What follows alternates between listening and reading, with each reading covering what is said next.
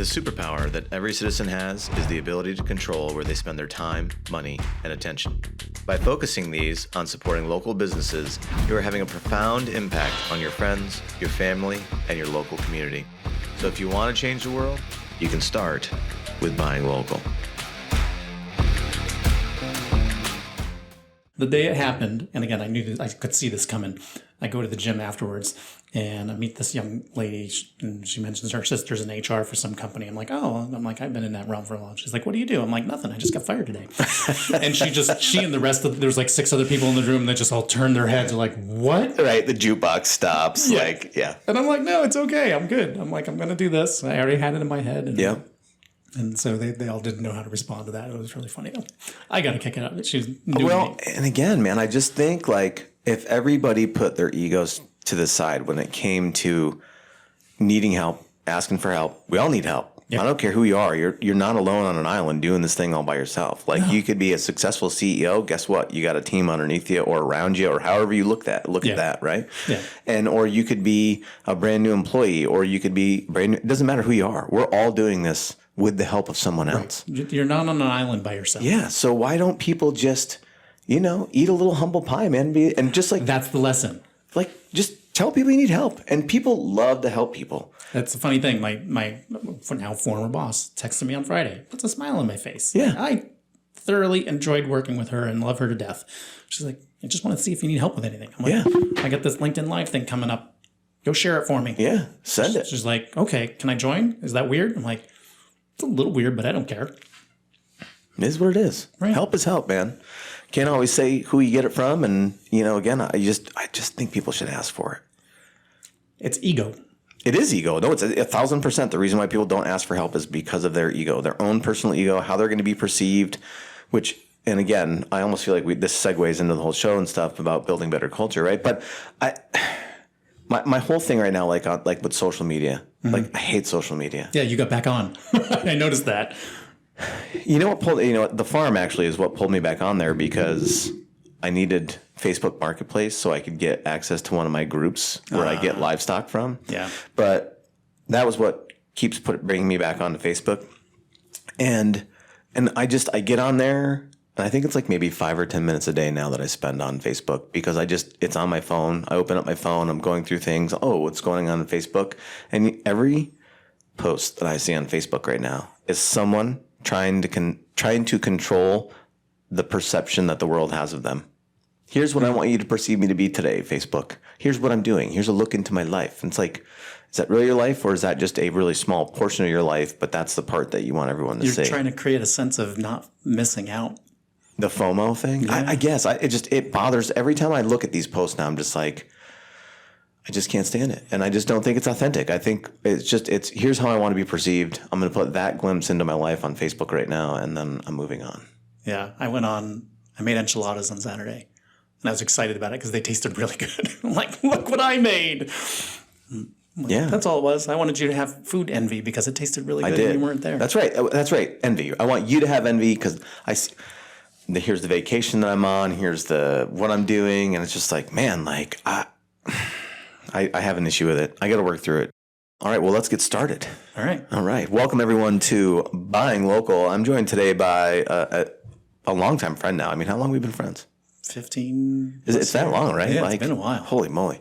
We're getting old. So anyway, I'm here with Tom Schin, who is the owner, proprietor. What's your official title? Yeah, I call it creator because it's an archetype, but I put owner on it more recently just because it's a little clearer. But yeah, owner, creator, build better culture. Build better culture. And you've been doing build better culture for a while now, but you just recently went in full time. Yeah. And so this is my favorite time to ask this question. How scary is starting your own business and going into it full time? I would say probably 20% scary. Again, in part because I've been at it on my own on the side and feeding different It's been pieces. Like a side hustle kind of deal. Right. But I also look at it, I've spent the last 4 years building up marketing messaging and presence in different buckets that it's not as scary. I feel like I'm primed to be in the right place at the right time. Yeah. Yeah, but still 20%. Still at least 20%. Yeah. You remember that movie Armageddon? Mm-hmm. So they're blasting off going into space. And what's the guy with the Wilson with the messed up nose? Is that Owen Wilson? Yeah. So he's got, sorry about that, Owen. That's how everybody describes him, right? Yeah. So he's like, I don't know if I'm 20% scared and 80% excited, or 80% scared and 20% excited. Like, I always think about when you launch your first business, or not even your first business, just when you launch a new business, like that's kind of the emotion, right? I don't know if I'm scared, I'm excited, I'm both. I don't know how much, but it's like, whew, here we go, man. The excitement's probably 140%. I guess to be successful as an entrepreneur, you really got to be that optimist, right? Yeah. Because if you weren't an optimist, you never would get started. You would never set your goals. You would never achieve them. You just would be stuck in hope. Yeah. Yeah. So give us, before we talk about what Build Better Culture is and what you do and how you help people and who you help, give us a little, rundown on your background, aside from the fact that you're a badass CrossFitter. Oh boy. Don't tell Brandi. No, yeah, right. I guess you can include that. Give us the bio here. Who are you, Tom? All right. Well, I grew up in the North Country, so it's funny. Like, you and I came across a mutual connection that I would never put together. From CrossFit, that is from our hometown area in the North Country near Plattsburgh. So I grew up there. Parents were educators. Wait, you're from Plattsburgh? Yeah, I grew up in Peru. Oh, Peru. That's right. You're a Peru boy. I forgot about that. Okay. All right. I don't even know what their mascot is anymore. What? Oh, yeah, because they changed it. It was the Indians. Yeah. They changed it a couple of years ago, which, no skin off my teeth. What year did you graduate? 90. 90. Okay. So I was like 7 years ahead of you, I think. 5. Yeah. Adam was 7. Anywho. He's a young buck.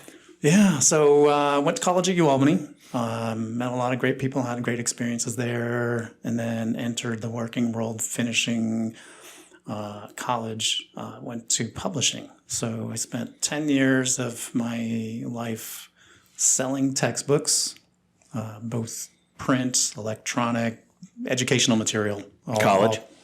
Post-secondary education, so a lot of trade, vocational, career-oriented things like electronics and CAD and automotive, welding, cosmetology, some legal studies, and over time you add to that library of materials. But it was really everything that you would see at a 2-year school. Yeah.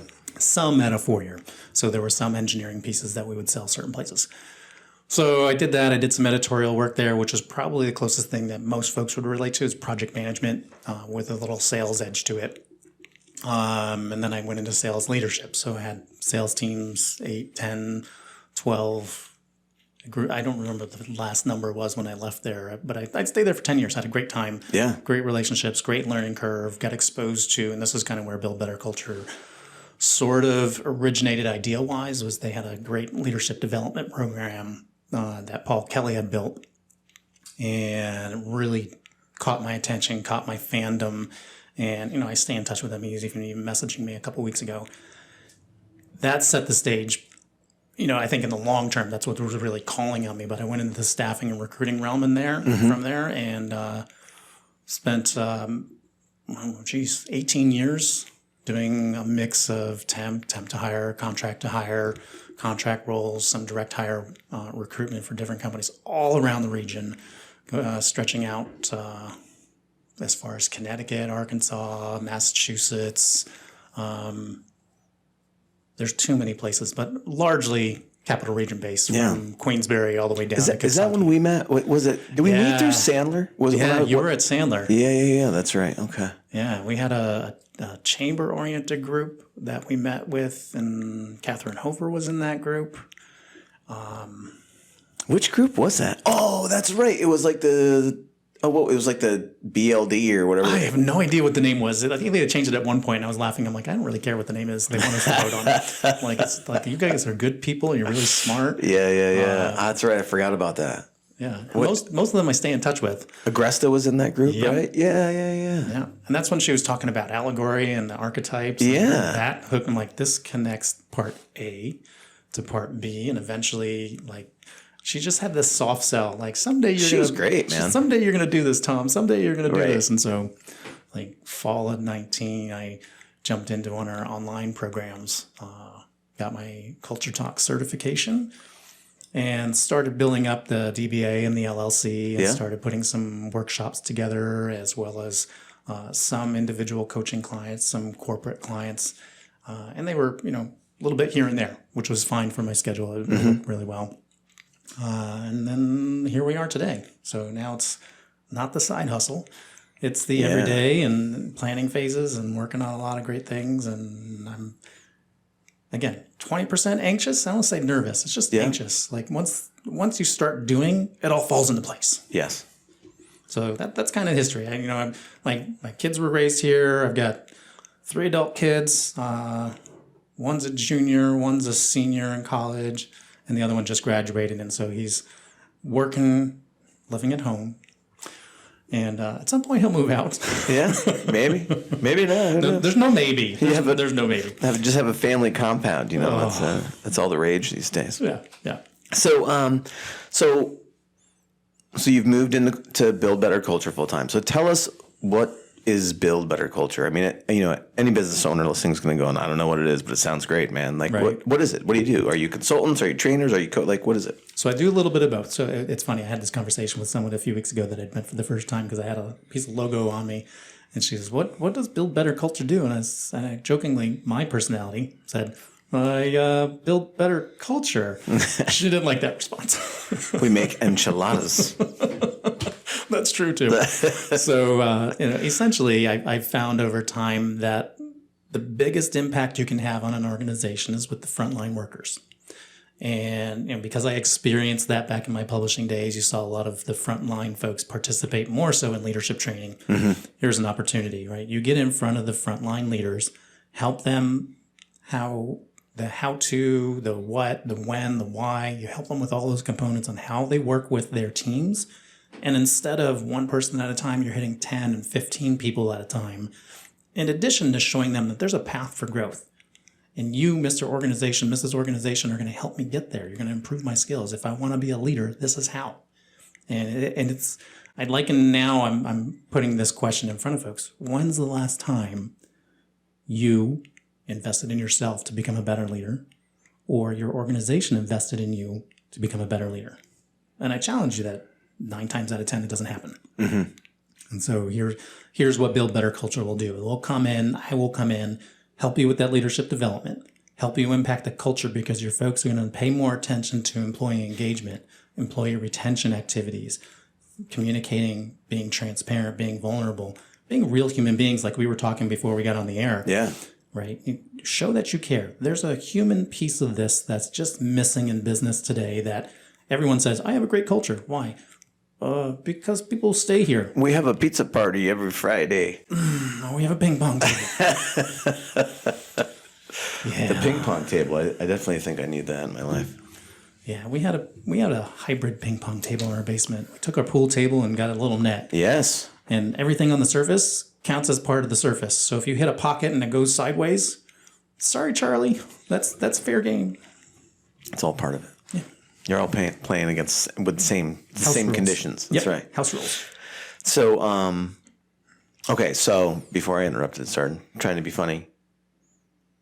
You are doing consulting. You're doing coaching. You're working with. Well, we haven't gotten there yet, but really, it's about developing your team. It's not just I'm going to come in and help you focus on your company values. Right. There's no Jack and the Beanstalk piece to this. This is right.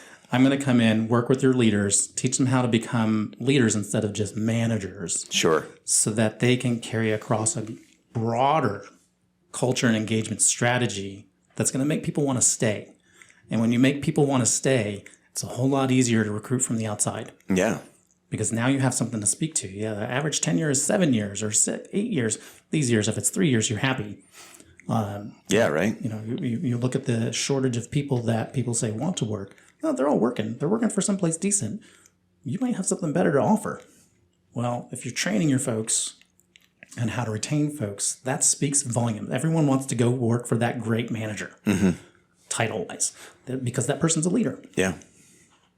Yeah, that person that they know cares about them, is good at what they do, they take care of them. I know, I won't use anybody because I don't have their permission, but I can think of a couple of examples really quick. And the reason why their managers that they work with or work for, however you want to put it, are great is because they always know that person is going to take care of them in the situation, regardless of what's going on, 100%. Right?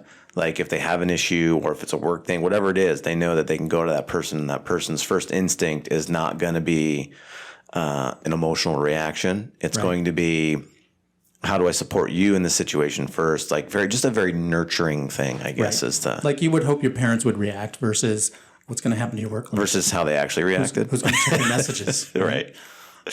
Yeah. So I think that's step number one, and the primary focus of why I got into this business is to impact those, and that's where I feel the most fulfillment, because I'm helping somebody grow. Yeah. Folks used to tell me, "Oh, you should be a teacher." I'm like, I don't want to be a teacher. I like kids, but can I deal with kids 8 days a week or whatever you want to call it? Yeah. Like, maybe, but I think this has been what's been tugging at me for a long time, and I think the employee engagement piece is part of that. That's tangent to this. It goes in that space to help companies understand, how do I retain folks? How do I engage them better? That's part of this.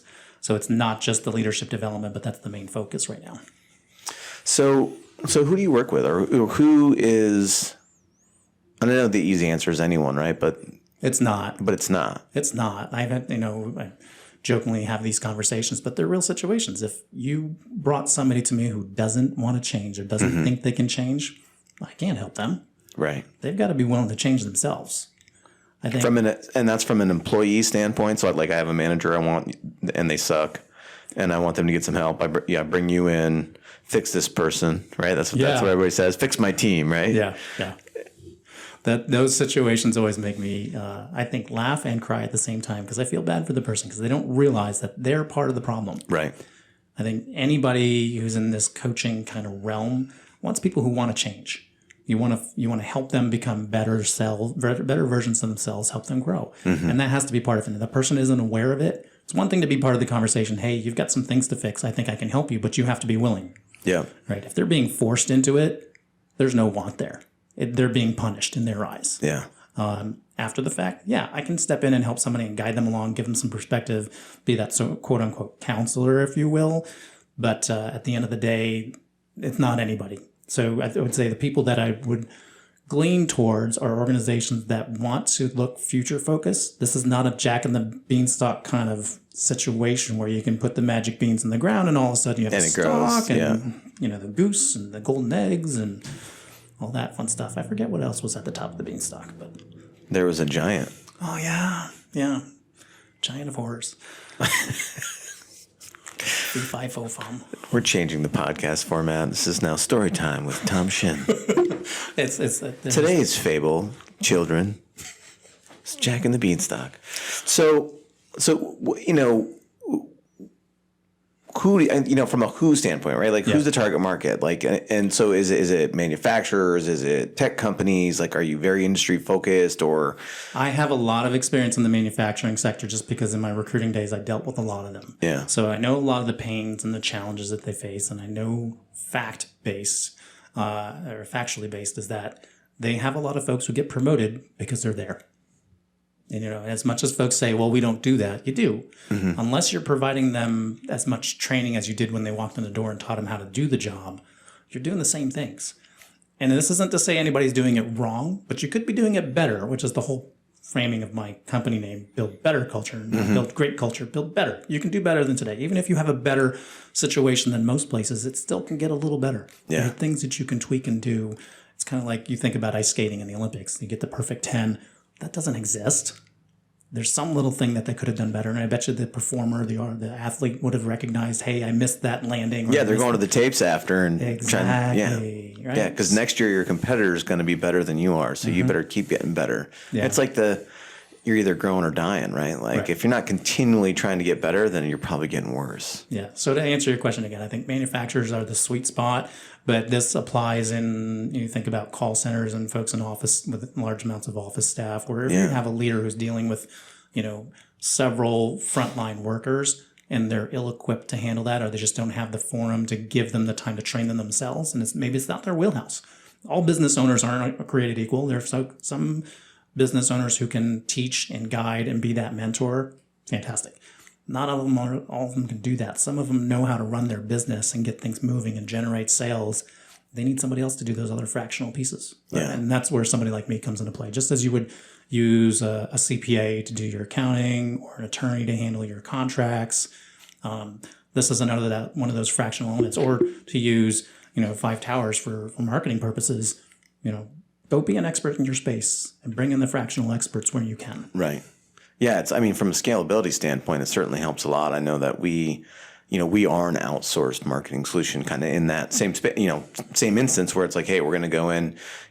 How about, you maybe can't afford a full-time marketing person. We can give you a whole marketing team for less than the cost of that. Right. Mm-hmm. So it's kind of similar here. Right. And so that was going to be my question is, does this kind of fall under like that HR hat a little bit or so would you work I guess maybe the answer is yes to all, but are you going to go into an organization that has an HR person or are you going to go into an organization that doesn't? Both. Okay. So the larger scale group that I've been working with, they have an HR team. They've got, I think, 3 or 4 people in their HR team. Mm-hmm. This is just sometimes I will give you the analogy of when your parents told you to do something, it was the dumbest thing that anybody could have ever said. Sure. Your neighbor mentions the same exact words, same exact reference points, and you think, oh, that's brilliant. Right. Sometimes you need the outside voice telling you, yeah, this is the path. It's a different voice. It's a different manner and how it's brought to the table. The small scale I've worked with, the 20, 25 size employee base, they don't have that HR support. Mm-hmm. That's usually not the point where you're bringing an HR professional to be part of that business. You might have a fractional person who's helping you 10 hours a week or something like that. But there you might have a GM or a facility manager or an ops director or this and that and the other. Maybe it's the owner who, again, great at running the business, great at generating the leads and the sales and the activity. But to be able to teach your folks how to do some of these things, it's just not, they don't have enough time in the day. They're already scattered with 17 other priorities, not because they don't want to, just because there's so much that has to get done, they've got to pick. Yeah. Yeah, I'm in that stage right now. All the things I got to do and pick which ones get done today. It's a challenge, right? I think I was talking to somebody this morning about the challenges of that. You experience this because you've had many businesses over your time where an idea flutters into your head and you're like, that's fantastic. I got to put this to work. Where do you tuck that note away so you don't forget about it versus losing it? There's only so many hours in the day. Something's got to give. If you go into my iPhone right now and go into the notepad, you're going to find 7,832 notes from the last 5 years of those little things. And that's where they go to die. It's so funny. I'd still do it every single day, but I'll come up with an idea. I'm like, oh, I got to remember that. So then I put it into my notes and then I never go back and look at it again. Yeah.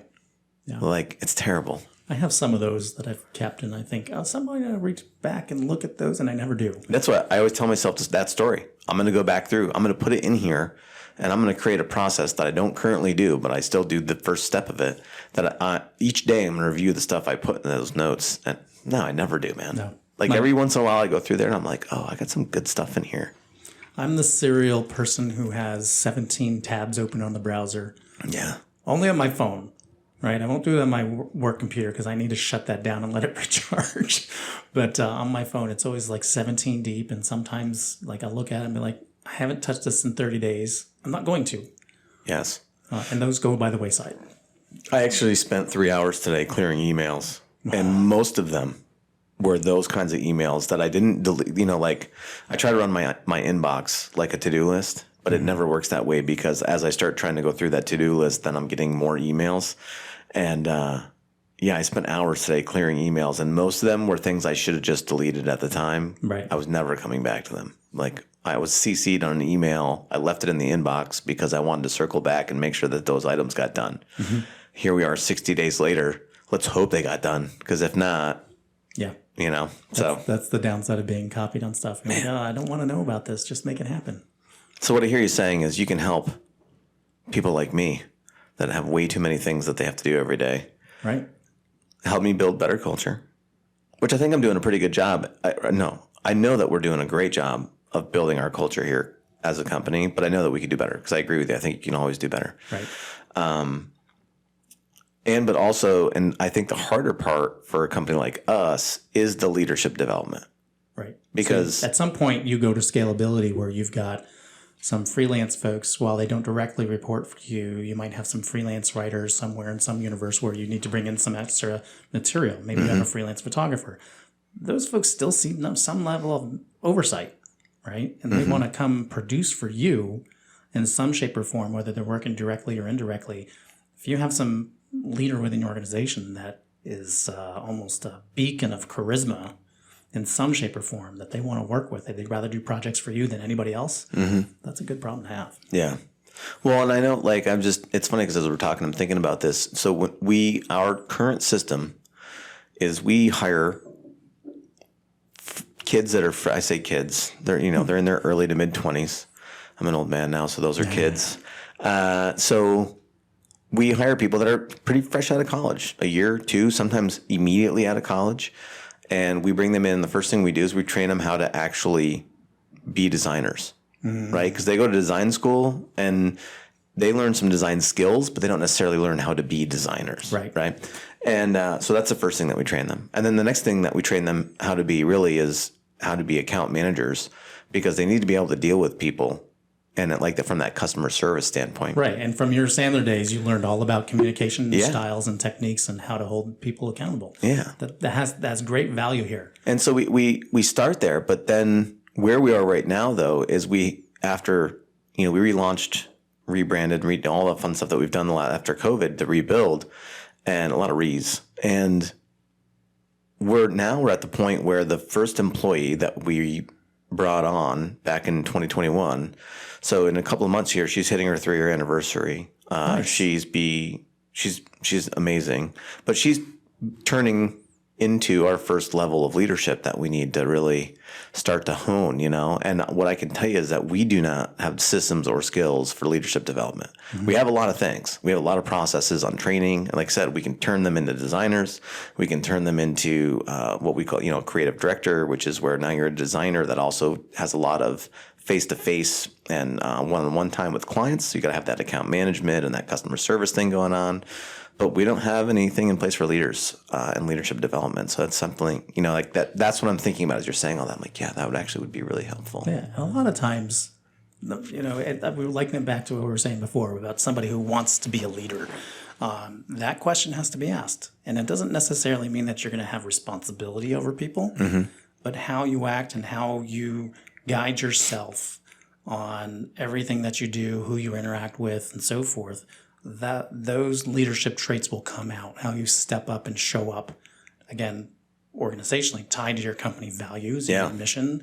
Does it align, and where are you going with it? So, that for me, hearing you say those are the first couple of questions. Where do you see yourself? What do you want to accomplish? What do you see here that we can do for you? What do you not see here that you don't think we can do for you? Because those are conversations you can have now to get in front of that 3-year person.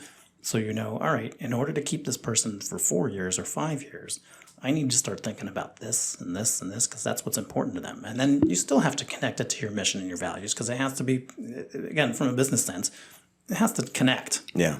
So what I hear there is a lot of what you're doing as well is also grounded in retention. Always. So it's not just I guess culture and retention, those go hand in hand, right? You can't have one without the other. Yeah. Having a great culture means that folks want to be there, and ultimately the easiest employee to hire is the one that's already in the door. Yep. But you can't think that once you've hired them, they're there for good. What did you call, we're talking, what is it when you kind of re-interview a current employee? What is that called? You told me about this thing that you were doing at one point in time. So there are things called stay interviews. That's it, a stay interview. I couldn't remember what it was called. Tell me about that. Tell our audience about that. Yeah, so a stay interview is really a conversation. You can have these. There are companies that do one-on-ones, and they tend to be more task-oriented, which is not really the intention. A stay interview is really built around what's it going to take to keep you here? Why do you come to work every day? Why are you excited? Let's bring you back to day one when you started here, when you were super excited about joining the team, learning, growing. And even in that first 3 to 6 months, there was a fire in that person. Yeah. That hopefully is still there, but maybe there's some elements that have dropped off. What could you do better? as you've seen other people leave, what are some of the things that they said? How can we change to make this better and a stronger environment, both for you, but also the organization? You're never going to check all the boxes. So put that aside. But if there are 2 or 3 or 4 things that you can do, that effort and transparency that you put in front of an organization with the information from a stay interview will set you apart. Because the grass is not always greener, and they know that now more than ever. They've seen over the pandemic and folks leaving and coming back, or leaving and not finding what they were looking for, or leaving and finding something really good. Any of those scenarios, but you having the conversation. They want a conversation. They want to be part of the decision. They want to be part of that seat at the table kind of thing. It's funny because I'm trying to think of, I don't know if it was Meeting Point.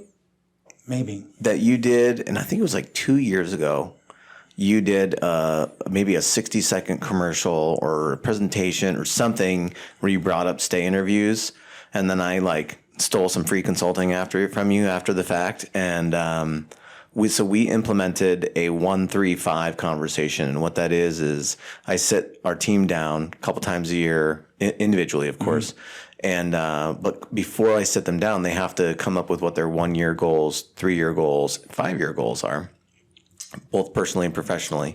And then we sit down, we review them, and we talk about what we can do as a company to help them achieve those goals, with the idea in mind that we want our people to be with us forever, but we don't operate under the assumption that they're going to be with us for the next 5 years. Right.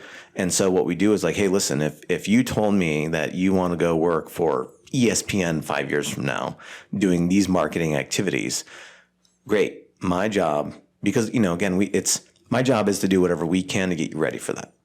Right. And because, what I tell them, and I truly believe this, is that every time we hire someone, they come in here and they are doing great work and helping us build this company. They're essentially helping me and my business partner, Brad, achieve our dreams with this company. And so I view it that we owe them that reciprocally, that we owe it to them to help them achieve their dreams at the same time. So we're not going to pretend that you're going to work for me and that you're never going to quit, right? Like ultimately you may find this may not be your dream job, and you may find it. That's always cracked me up when you see organizations. I want somebody who's been at a job for 10 years to do this and this and that. I'm like, okay, good luck. 3 years is a good run. Yeah, especially now in today's day and age. Right. So that was the one thing that popped in mind. I like the 1, 3, and 5. Like, you're picturing long-term goals that may or may not know that they have, but they know that there's some other piece they want to know about. Yeah. Well, I'll tell you with our sorry everyone, I keep saying younger kids, with our newer hires, right, or however you politically say that. What we find is they're not even thinking in that direction yet. So not only is it a great exercise to get communication going back and forth, but also it helps start to get them starting to think about being goal setting, right? So like the 1-year thing, it's like, let's come up with some actual goals that we can quantify. 3-year, it's more like that picture, that 3-year picture that like EOS talks about. 5 years, it's really, at that point, like that's so far away from most people. Like it doesn't have to be extreme detail, but at least let's get some sort of direction, So over the rainbow piece. Yeah. But we do have you to thank for that, and the free consulting I stole from you. So thanks. Yeah, for that. and I would say 1 year is probably too long. Yeah. Right? Every 3 to 6 months, it can be a 10-minute conversation. Yes, we're trying to do it quarterly. Yeah. Because it's like the old days of annual reviews, Yep. which I'm not a huge proponent of. I find that if you have regular conversations, there's less surprises. Right. When you do this, you're putting yourself at risk, or, hey, you did a great job. This is going to impact us in this way. Having those clear conversations tells folks, I'm having an impact, which is what today's employee audience wants to know. They want to know that they matter and they're contributing in whatever shape or form it is. But if you're waiting a year to have that conversation, well, maybe it was 11 months ago. They don't remember. They don't care anymore because they've moved on to the next thing. They're working towards other goals, other skills. If you're having those every 3 months or month, however you want to have that cadence, it gives them a lot more real-time feedback. And you can kind of bring it back around to say, hey, yeah, back in November we talked about this, and September we talked about that. But I would say a year is a long time to have that point. But if you have it a couple times a year, it lets them know that, hey, I'm getting closer to that goal that we talked about last year, or at our January, whatever you want to call the meeting. Yeah. So I know I don't want to keep your hair all day here. Maybe I will. No. So what's? I know you said there's no Jack in the Beanstalk. There's no beans. There's no magic wand. Beans. What would be a great indicator that someone needs to give you a call? That they recognize they're falling short on some element of preparing tomorrow's workforce within their organization. I'll rephrase that. If you see that you have a good group, but you know in your heart you're not doing everything that you could for them, let's start the conversation. It may be me helping you out. It may be you getting that free advice, as you said, but it also may be you sitting down and say, hey, let's build a plan. Yeah. Let's have a conversation about what this could look like. How do I need to frame up? I don't envision anybody that I work with is going to keep working with me for 12 years, right? I imagine if you're going to bring somebody like me or anybody else in, 3, 6, 12 months, maybe ad hoc project stuff, great. But I should be able to phase myself out of a role with any given client at any given point so that way you can go be successful on your own, right? That's the whole point of this, is to help you build better culture, not me come and, make, we'll say millions, because hopefully somebody wants to pay me $1 million someday. But, you just got to write the book. Right. Someday. Get my royalties. That's it. So if someone wants to get a hold of you, someone wants to bring you in, or at least just have a cup of coffee and kind of explore things, how do they find you? I would say the 2 easiest places to latch on to me. LinkedIn. I'm all over LinkedIn. You'll see my face everywhere. So yeah, you've got a good presence on LinkedIn. You've got a good number of followers. You're like big time. I thank you for that. I appreciate it. I'll take that one. The other places, you can go to my website, buildbetterculture.com. It's got my contact information. It's got my social channels. It's got a link tree to a bunch of different other things. We can talk about ukuleles a different day. Ukuleles. Yeah, ukuleles. We didn't get to the CrossFit conversation. I know. Another day, another time. We'll give Brandi a shout out, though. Yeah, she's doing great over there. Brandi over at Unbroken Athletics. Yeah. Come give it a shot. Give it. Game changing. I love it. I think it's an amazing activity. I wish I'd gotten into it much earlier. Brandi was pivotal for me. I'd gone through a few folks that kind of got me on the fitness trail, but nobody like Brandi did. She just, the positive reinforcement and the guiding, and she knew early on, start slow. Yeah. Add more. Now it's like, you can do more. You've been there, so yeah. You got it. Yeah. No, it's, I always, whenever I talk to people about CrossFit, I'm always like, hey, listen, all you got to do is just, the hardest part about CrossFit is getting your ass to the gym. Yep. That's it. It's the only thing you got to worry about. Yep. Once you're in the door, they just tell you what to do, and you just got to suck it up and do it. Right. Not everybody looks like Adonis when you walk in the door there, right? No, most people don't. No. Right. We're all regular Joes, regular Janes, and so regular Toms. That's it. Just come and try it, and you'll see what it's about. It's more community than anything. Yeah. Commiseration. Yeah. It's commiseration and pain. That's it. It's just creating community around pain. What a thing. Yeah, and yet we all go back. I remember my first class I left, I called Luke Scarkilly. Yeah. Because we were talking about something, and I called him after I'd signed up for 10 classes after, seeing the place once. I'm like, I'll sign up for 10. I'll be good for this. And I go in, Brandi puts me through the ringer. It was relatively a light class. And I called him. I'm like, Luke, I just made the worst mistake of my life. But I'm on the hook for 9 more classes, so I have to go. Oh, that's funny. That's funny. Yeah. And here you are. It's been a couple of years now. Yeah, a couple of years. Nice. I would never wind the clock back on anything, but that in particular is a part of my life that I will always appreciate and adore. That's awesome. All right. Well, I'll let you out of here. Tom, thanks for coming in, talking to us, talking to listeners. Appreciate it. Congrats on going all in on building better culture. And if you're listening, I definitely think you would get a lot of value out of having a cup of coffee with Tom, talking about what he does and how he might be able to help you. So thanks for listening, everybody. Again, Tom, thanks for coming in. Thanks, Mike. The superpower that every citizen has is the ability to control where they spend their time, money, and attention. By focusing these on supporting local businesses, you are having a profound impact on your friends, your family, and your local community. So if you want to change the world, you can start with buying local.